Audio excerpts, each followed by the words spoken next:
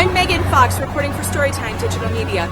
Today, I'm going to interview Steve Eberhardt, attorney at law, who has been instrumental in taking this fight to the village. I'm here to talk to him today about what is the way forward. The controversy began when this plot of land at 183rd and Oak Park Avenue in the coveted Legacy District was slated for a 47-unit low-income housing project. Emails recovered in FOIA show that developer Buckeye was in talks with planning director Amy Connolly in a seeming plot to change the zoning laws without going through the proper channels in order to benefit Buckeye and allow this unit to be built, all the while avoiding approval from the elected officials on the board. What's your impression of the citizens of Tinley Park grassroots movement? I think it's great. I am happy. I can't tell you how ecstatic I am that people have gotten on board to finally take a look at what their government is doing and has done to them over the past 20 or 30 years. Eberhardt has been working for years to bring corruption in Tinley Park to light, referencing a fight over senior housing project from years ago where the village board engaged in similar zoning shenanigans. The Tinley Park Village Board approved 100 units on 3.3 acres of land right off of Harlem Avenue, which violated every zoning provision possible. The bottom line of that would have been, Thomas Place Tinley Park would have been an absolutely unique building in the village of Tinley Park. And that was the basis of the lawsuit, is all the zoning concessions and the building code concessions that the former village board gave the developers of that project. That's why we came up with this, Tinley Sparks Facebook page and website so that we could put the information out there. But unfortunately, it didn't rile up the whole village. Watching, 4,000, 5,000 people get involved and 1,000 people show up to meetings consistently, I've never seen anything like it ever before in my life. Well, and that may be, and again, this is just me surmising, in 2014, every 6 to 8 weeks, a newspaper article was coming out about some type of impropriety. So I think as these people came on board and then they started looking at what had been going on, again, thank God, it's just really outraged them because, even though this is only 12 or 13% of their property taxes, they're paying for all this nonsense. Mm-hmm. And if maybe it's not even just the village of Tinley Park. Maybe people need to look and see where their school districts are spending mm-hmm. money, because look at District 210. What about our grammar school districts? Mm-hmm. What about, our high school districts that are not District 210? I mean, I think government has taken advantage of people for, way too long. And one of the arguments I made in the District 210 case was, Judge, governments always come in and they say, well, we can do whatever we want, but that hasn't been the law since the colonists revolted against King George, and we've got a group of colonists in Tinley Park now, and be damned to King George. Yeah, I love it. Getting back to public notice, mm-hmm. you were just saying people are paying attention to the public notices. One of the guys at the meeting on March 1st stood up. He stood up and he said that he does not believe that proper public notice was given for the text amendment change. Okay. That changed the zoning from commercial required to commercial allowed or preferred, mm-hmm. which is what allowed Buckeye to come in. If that's true, that there was no proper notice given for that meeting because the first one was canceled and it looks like they can't find the notice for the second meeting. If that's true, does that make this all go away? In this rare instance, and I say that with some joking to it, in this rare instance, I agree with Thomas Melody from Kleinthorpe and Jenkins, who said at that meeting, hypothetically, that Pete was correct. If the notice was not proper, that means that the text amendments are void. I agree with Tom Melody. If the notice is not proper, the text amendments are void, which means the legacy code is what it was 6 months ago or any time before October 6th, that final board action. And that would mean that Buckeye's project would be against code. It would Correct. not be in precise conformance. Correct. Okay. So you said something at the meeting. You said you had some great points about the sheriff's investigation and why they should appoint an inspector general. Inspector General. Mm-hmm. Okay. But then you said, I volunteered to do that for you, but I'm not allowed to volunteer here. No, I said I would volunteer to do that for Yes, you, I would. but I'm not allowed to volunteer in Tinley Park. Why are you not allowed to volunteer in Tinley Park? Okay. I used to be, see, this all goes back to politics, okay? Former Mayor Ed Zabrocki was a high school teacher of mine. When I moved back to Tinley Park in 2002, we were buddies. We were still buddies. We'd go out to breakfast every once in a while. We'd talk about things. And then I read in the Village Exchange that they were looking for members of the Crime Prevention Committee. I'd been a policeman in Tinley Park. I got a little bit of experience in that. So I go, sure, I'll do that. I mean, this is a whole political thing with the former mayor of how he uses boards and commissions and appointed people for, his little political purposes. So he appoints me to the Tinley Park Crime Prevention Committee. So come election 2013, Steve Eberhardt's still on the Crime Prevention Committee. Steve Eberhardt runs against Ed Zabrocki. Ed Zabrocki doesn't like the fact that 4 people are running, for 1 for mayor and 3 for trustees. So after the election, and this is when we used to get better FOIA production than we do now. Yeah, it's pretty bad. It's terrible, absolutely terrible, It's because pretty they've changed people and they've changed attitude. And some of that is because some of the things that came out, and I think this was one of them. There was an email that came out from Trustee Maher. His email to people was, I'm looking for people to put on the Crime Prevention Committee because we're so short and one of them is not going to be reappointed.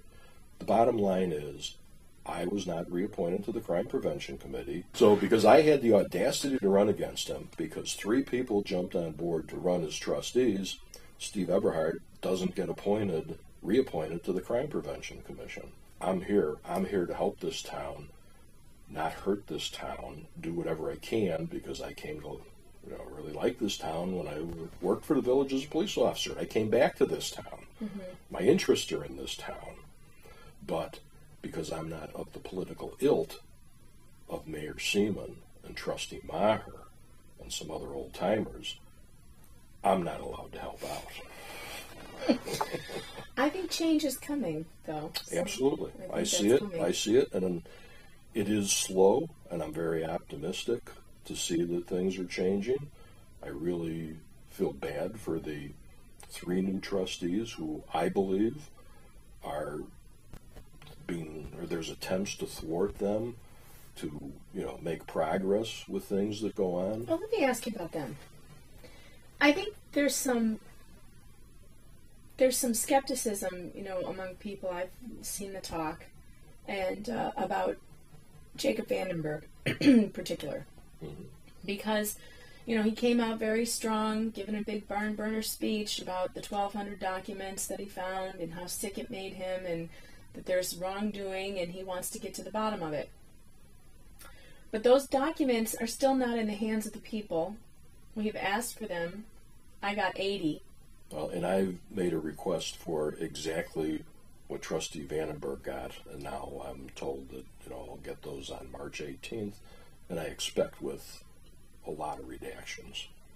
Did you see the redactions I got? Yes.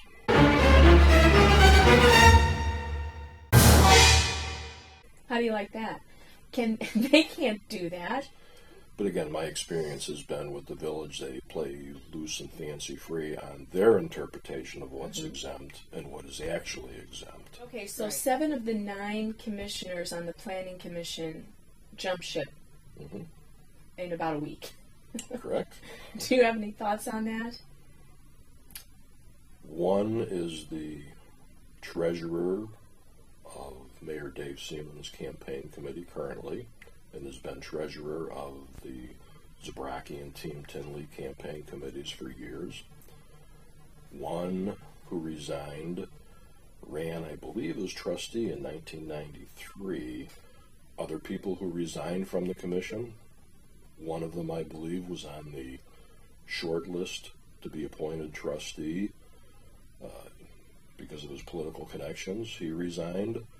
And I forget, the other names don't stand out, but the other names, obviously, to me, have political connections. From what I've learned in the last 5 years, they have political connections to the way Zabrocki runs things.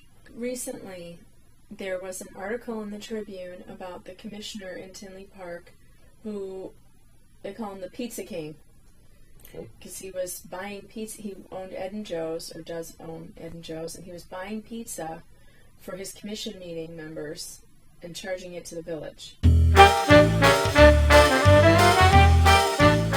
I do have a FOIA production that shows the receipts from his restaurant being approved by him, the chairman of the commission, to buy food at this commission meeting that he chaired.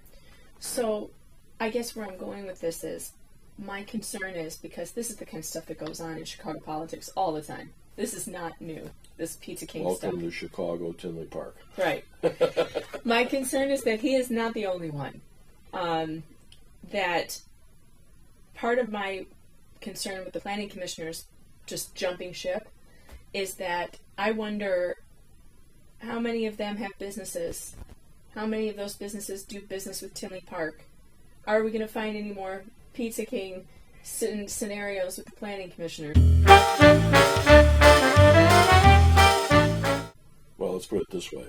From what I saw on their disclosure statements that are required by the village's ethics code, which they're apparently now trying to revise and amend, it does not appear that they're doing any business with the village.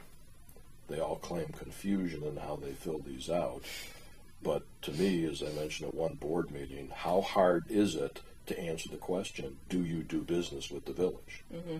Or how hard is it for a trustee to answer the question, where do you work outside the village? And on those disclosure statements, is there a question, do you have a relative that does work with the village? It's not required under the Oh boy, it should code. be. Well, that's true. I mean, I'll give you an example. Are you aware of the situation with the engineers? Mm-mm. Okay. This came out a number of years ago, and someone within probably the past 3 months asked at a village board meeting the relationship between a certain family member who works for the village engineers and the former mayor. And Mayor Seaman, the current mayor, denied that a fellow by the name of Jonathan Zabrocki was a vice president at Robinson Engineering.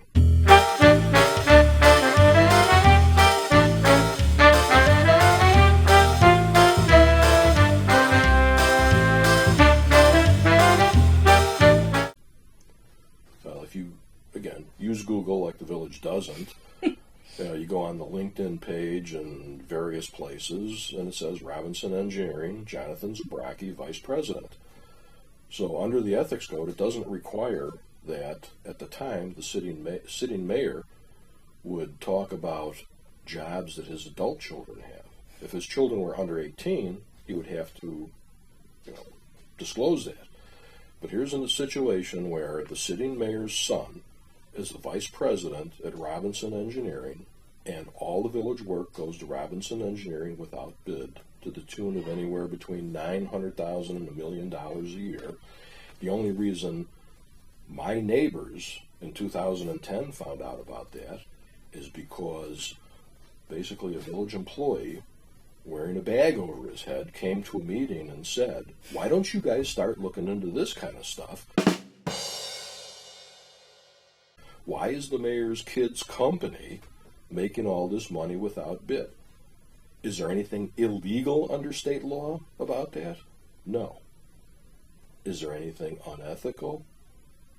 Big question. Big rhetorical It's not question. illegal to award contracts that big with no bids? Because they're professional services contracts. Engineering, legal, even garbage collection See, I think this are is exempt by the state. You got to this really. is intentional. It's intentional that It these comes things down- are not illegal. That's right. Because we live in the state of the Madigans and the Dailies, and that they're all they're all related, and they're in everything, and their Right. fingers are in everything. Stroger.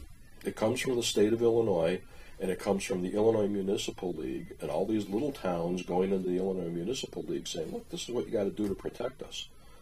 I, as a resident, every resident in this town who is paying taxes to this town should be entitled to know the relationships on how their tax money is being spent. I agree. Is there a way is there a way, just because the state of Illinois doesn't have any particular laws about it, isn't there a way for the people in Tinley Park to make their own requirements It would be for people who serve? It would be to amend the local ethics ordinance to require these disclosures. That's what I'm talking about. So you can do that. Yes. Ethics requirements. That's Right. that's what it's called. Right. So the village is in the process now of looking at their ethics ordinance and potentially amending the ethics ordinance. So now is the time, since we have a huge group of people paying attention, to go in there and say, you know, Mayor Seaman, if your son is a vice president of a company that makes $1 million, we want to know that. You know, Mayor Seaman, if a village employee is making money on the side through the village for doing something for their private company, we want to know that. We want to know where you work, because there's some situations where members of the village board, though not unlawful, would raise some serious ethical questions about what Sure. they do as a board member and what they do in their private business. For 3 hours I could go on and tell everybody, and that's part of the reason why I just wanted to get everybody together on that Monday night at the VFW. Basically is, you know what, let's throw out there everything that everybody has learned in the past 5 years, so that because we have this huge group, now you can start disseminating the information and get Tinley Park back to where it should be. So that's Monday night? The 14th.